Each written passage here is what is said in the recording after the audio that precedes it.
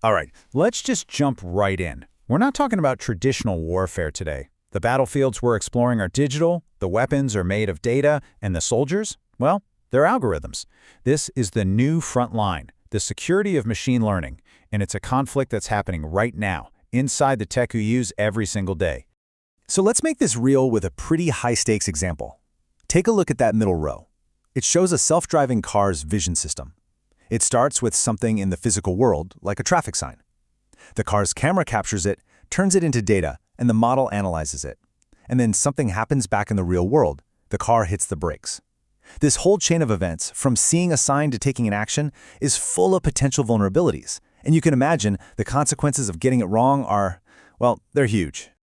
To really wrap our heads around this, here's our game plan. First, we'll survey the battlefield. Then, we'll get inside the mind of an attacker and look at their playbook. And finally, we'll see what the defenders are doing, how they're building shields to protect our data and keep these AI systems safe. Sound good? Let's go. Okay, first things first. In any conflict, you need to know who's on what side. In the world of AI security, we have the attackers, often called the red team, and the defenders, the blue team. It's this constant push and pull, right? The attacker's goal is to cause chaos. They might try to violate the model's integrity. Think of a spam filter that suddenly starts letting dangerous phishing emails into your inbox. Or they could attack its availability, like tricking a security system into locking out all the good guys. The defender, of course, is on the other side, working around the clock to keep everything running smoothly and make the models tough enough to handle these kinds of attacks. Now, here's where it gets really interesting. An attacker's entire strategy depends on one crucial thing: how much they know about the AI they're trying to break. And this diagram lays it out perfectly. You see, when a model is out in the wild doing its job, that's what we call inference time. An attack falls into one of two camps. It's either a black box attack, where the attacker is basically flying blind, or it's a white box attack, where they've got inside information. And that difference changes everything. So this is the fundamental difference. A white box attacker has the keys to the kingdom. They might know the model's exact architecture, its internal settings, maybe even the data it was trained on. This lets them craft some seriously powerful attacks. A black box attacker, on the other hand, is on the outside looking in. They can only poke and prod the model, give it an input, see what comes out, and try to guess how it works. They're treating it like a mysterious oracle. And this is just the perfect way to picture it, isn't it? If you have the blueprints, you can find a hidden structural weakness. If you don't, you're just walking around the outside, jiggling doorknobs and checking windows, hoping to find an easy way in. Okay, so we've been talking about attacking a model that's already up and running. But what if the attack happens way earlier? What if it happens during the AI's education? This is what's known as a poisoning attack, and it is as nasty as it sounds. The attacker's goal here is to corrupt the AI from the inside out while it's still learning. They mess with the training data to build a hidden flaw or backdoor into the model from the very beginning. And it's a pretty straightforward, but incredibly sneaky, three-step process. First, the attacker cooks up some malicious data. Second, they figure out a way to slip that bad data into the model's training set. And third, the model just learns from it. It ends up learning the wrong lessons, baking in a secret weakness that the attacker can come back and use later.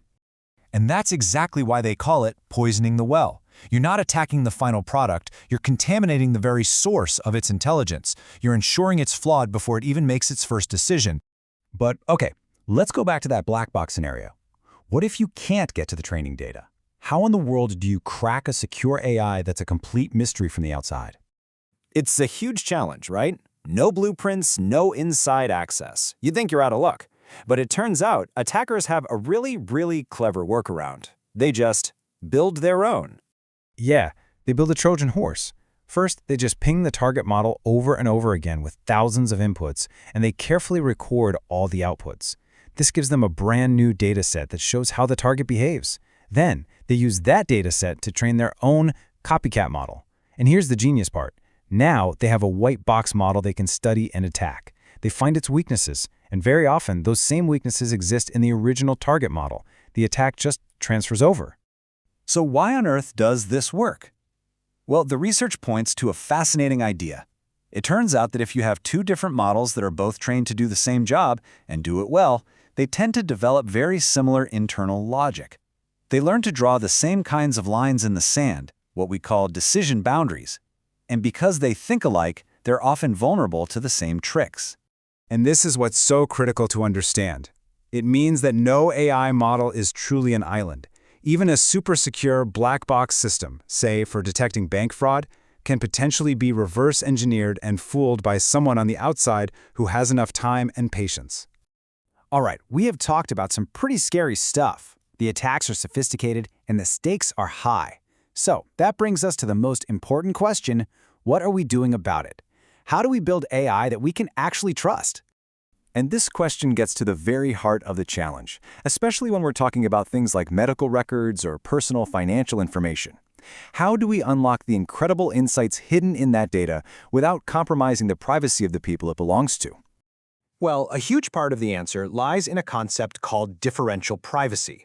Now, this isn't just a vague promise of security. It's a rigorous mathematical guarantee that gives us a way to precisely measure and limit how much privacy is lost when we train a model.